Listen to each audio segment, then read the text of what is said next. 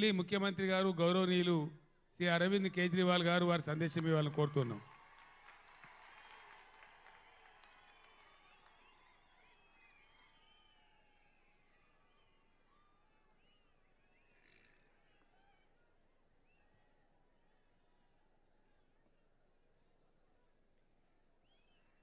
मंच पे बैठे हुए हमारे बड़े भाई तेलंगाना के मुख्यमंत्री श्री के चंद्रशेखर राव जी, मंच पे बैठे हुए पंजाब के मुख्यमंत्री भगवंत सिंह मान साहब, उत्तर प्रदेश के बेहद लोकप्रिय नेता और पूर्व मुख्यमंत्री श्री अखिलेश यादव जी, सीपीआई के जनरल सेक्रेटरी डी राजा साहब, मंच पे बैठे हुए अन्य सभी गणमान्य लोग और यहाँ पे इतनी भारी संख्या में आए हुए मेरे सभी प्यारे बहनों, भाइयों, माताओं, बुजुर्गों, बच्चों, आप सब लोगों को मेरा नमस्कार, सबको मेरा प्रणाम. सबसे पहले राव साहब को मैं बहुत बहुत शुक्रिया अदा करना चाहता हूं. आज मुझे तेलंगाना बुलाने के लिए उन्होंने आज 2 बहुत महत्वपूर्ण कार्यक्रमों में हमें शामिल होने का मौका दिया और उसके बाद आप लोगों से बातचीत करने का मौका दिया. मुझे नहीं पता आप लोगों को पता है कि नहीं पता कि आपके मुख्यमंत्री ने आज एक बहुत शानदार कार्यक्रम शुरू किया है. आपकी सब लोगों की आंखों का चेकअप कराया जाएगा. तेलंगाना में 4 करोड़ लोग रहते हैं. 4 करोड़ लोग, सब लोगों की, बच्चों की, बूढ़ों की, आदमी की, औरत की, इस धर्म की, उस धर्म की, अमीर की, गरीब की, सब लोगों की आंखों का चेकअप केसीआर साहब मुफ्त में कराने जा रहे हैं. उस कार्यक्रम का आज शुभारंभ हुआ. जिसकी आंखों में डिफेक्ट मिलेगा उसको मुफ्त में दवाई दी जाएगी. जिसे चश्मे की जरूरत होगी उसे मुफ्त में चश्मा दिया जाएगा और अगर किसी की आंखों में ऑपरेशन करने की जरूरत होगी तो उसका मुफ्त में ऑपरेशन किया जाएगा. शानदार प्रोग्राम है कि नहीं है? आज हम लोग यहां से सीख के जा रहे हैं.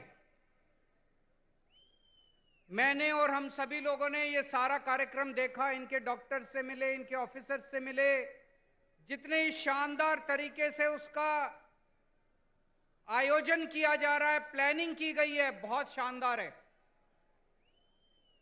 मैं जाके इस पूरे कार्यक्रम को दिल्ली में भी लागू करूंगा. और अभी अभी भगवंत साहब मान साहब ने ऐलान किया कि इस पूरे कार्यक्रम को पंजाब में भी लागू किया जाएगा. फिर केसीआर साहब ने हमें ये बिल्डिंग दिखाई. तेलंगाना में 33 जिले हैं, 33 डिस्ट्रिक्ट्स. उसमें से 17 डिस्ट्रिक्ट्स में उन्होंने बताया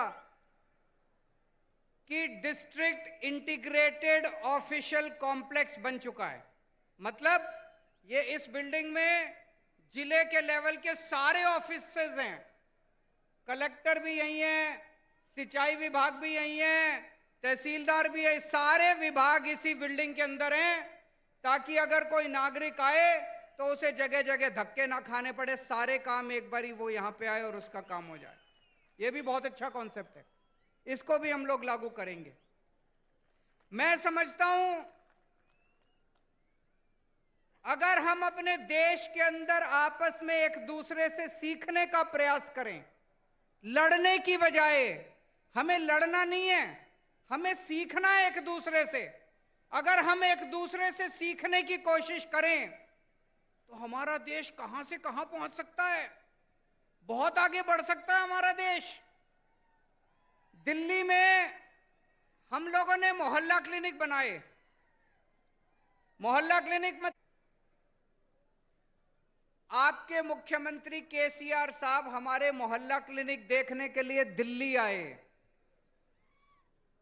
मुझे बहुत अच्छा लगा कि एक मुख्यमंत्री, तेलंगाना के मुख्यमंत्री मोहल्ला क्लिनिक दिखाने ले गए। उन्होंने डॉक्टर से बात की, नर्स से बात की, सारा सिस्टम समझा और वापस आके उन्होंने उसको तेलंगाना में लागू किया। वो क्या नाम है उसका, बस्ती दवाखाना, बस्ती दवाखाना नाम से उन्होंने तेलंगाना में लागू किया। मुझे बहुत अच्छा लगा।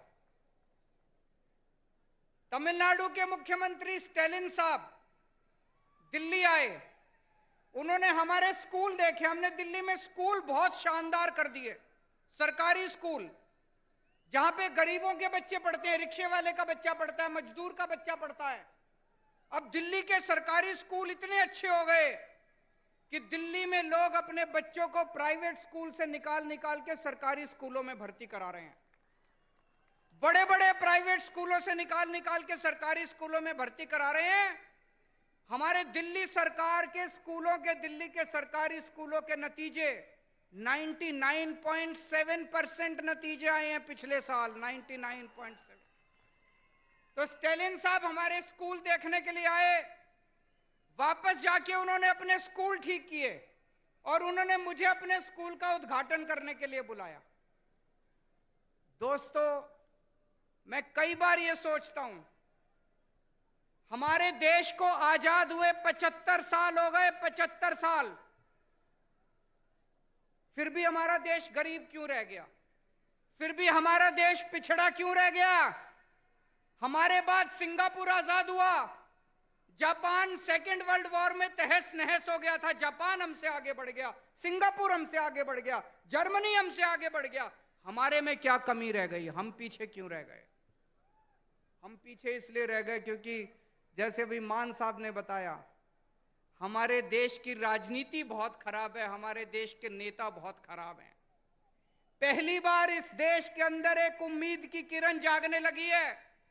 इस देश के अंदर कुछ मुख्यमंत्री एक साथ आ रहे हैं, कुछ नेता, अखिलेश यादव जी जैसे नेता एक साथ आ रहे हैं और अब हम सब मिलकर इस देश के विकास की चर्चा कर रहे हैं। हम सब मिलकर अब राजनीति की चर्चा नहीं करते। आज पूरा दिन सुबह से शाम तक हमने बैठ के चर्चा की कि देश के अंदर शिक्षा अच्छी कैसे होनी चाहिए, देश के अंदर अस्पताल अच्छे कैसे होने चाहिए, देश के अंदर सिंचाई अच्छी कैसे होनी चाहिए, किसानों के लिए क्या कर सकते हैं, मजदूरों के लिए क्या कर सकते हैं। देश के कुछ मुख्यमंत्री इकट्ठे होकर ये करने लगे। हम एक दूसरे से सीखना चाहिए हम लोगों को। मुझे याद है बचपन में जब मैं 10वीं क्लास में पढ़ता था, उस टाइम से हम सुन रहे हैं केरला में स्कूल बहुत अच्छे हैं, केरला में अस्पताल बहुत अच्छे हैं, उस टाइम से सुन रहे हैं। अगर केरला में स्कूल, हॉस्पिटल अच्छे हैं तो अभी तक बाकी देश में क्यों नहीं हुए? अभी तक हो जाने चाहिए थे बाकी देश में भी, क्यों नहीं हुए अभी तक बाकी देश में? हम सारे आपस में लड़ते रहते हैं, हम सारे पार्टियां आपस में लड़ते रहते हैं, सारे नेता आपस में लड़ते रहते हैं। आज मुझे बड़े दुख के साथ कहना पड़ रहा है, अभी अभी कई सारे वक्ताओं ने कहा तमिलनाडु का गवर्नर तमिलनाडु की सरकार को तंग कर रहा है, तेलंगाना का गवर्नर राव साहब को तंग कर रहा है, दिल्ली का गवर्नर मेरे को तंग कर रहा है, पंजाब का गवर्नर मान साहब को तंग कर रहा है। ये गवर्नर तंग नहीं कर रहे, मोदी साहब तंग कर रहे हैं। गवर्नर तंग नहीं कर रहे, गवर्नर को बेचारे को क्या लेना देना। गवर्नर को तो बड़ा सा बंगला मिल गया, आलीशान गाड़ी मिल गई, एयर कंडीशन माहौल मिल गया, नौकरी मिल गई, 5 साल ऐश करने के लिए आता है गवर्नर। गवर्नर को क्या लेना देना। दिल्ली से फोन आता है, राव साहब को काम मत करने दो, अड़चन अड़ाओ, आता है कि नहीं आता है? दिल्ली से फोन आता है, भगवंत मान को काम मत करने दो, अड़चन अड़ाओ। मोदी साहब का फोन आता है, केजरीवाल को काम मत करने दो, अड़चन अड़ाओ। जिस देश का प्रधानमंत्री 24 घंटे बैठ के ये सोचता है कि मेरे को अब इसको तंग करना है, मेरे को अब उसको तंग करना है, वो देश तरक्की कैसे करेगा दोस्त? आप में से कौन कौन बेरोजगार है, जरा हाथ खड़े करें। जो बेरोजगार है, जो अनएम्प्लॉयड है। मुझे लगता है मेरी भाषा शायद समझ नहीं आ रही है, अनएम्प्लॉयड तो बहुत लोग हैं। आज देश का एक एक युवा बेरोजगारी से त्रस्त है। हमारे प्रधानमंत्री को बेरोजगारी से कोई लेना देना नहीं है। वो 24 घंटे बैठ के ये सोचते हैं मैं किस मुख्यमंत्री को तंग करूं, किसके ऊपर मैं सीबीआई छोड़ूं, किसके ऊपर मैं इनकम टैक्स की रेड डलवाऊं, किसके पीछे मैं ईडी छोड़ूं। आज पूरे देश के अंदर इतनी महंगाई हो गई है, एक आम आदमी को अपना घर चलाना मुश्किल होता जा रहा है, अपने बच्चे पालने मुश्किल होते जा रहे हैं। लेकिन देश के प्रधानमंत्री को महंगाई की, बेरोजगारी की कोई चिंता नहीं है। वो ये सोचते हैं आज मैं किसके एमएलए खरीदूं, इस पार्टी के एमएलए खरीदूं, इस सरकार को गिराऊं। ऐसे तो देश तरक्की नहीं कर सकता दोस्तों। 2014 में आप लोगों ने पूरे देश के लोगों ने बड़ी उम्मीद के साथ इन लोगों को भारी बहुमत दिया था, और एक एक बार नहीं, दो बार आप लोगों ने इनको बहुमत देके जिताया। लेकिन अब देश बदलाव मांग रहा है। लोगों को पता चल गया कि ये लोग देश बदलने के लिए नहीं आए, ये केवल और केवल देश बर्बाद करने के लिए आए हैं। 2024 का चुनाव आपके लिए एक मौका है। अब 10 साल हो गए, और कितना इंतजार करेंगे? 2024 के अंदर सारे देश को मिलके इनको उखाड़ फेंकना है, और ऐसी सरकार लेके आनी है जो देश के बारे में सोचे, बेरोजगारी के बारे में सोचे, महंगाई के बारे में सोचे, आपके बच्चों की शिक्षा के बारे में सोचे, आपके परिवार का इलाज कराने के बारे में सोचे, देश की तरक्की करने के लिए सोचे, ना कि लोगों से बदला लेने के लिए सोचे। दोस्तों, बहुत बहुत शुक्रिया।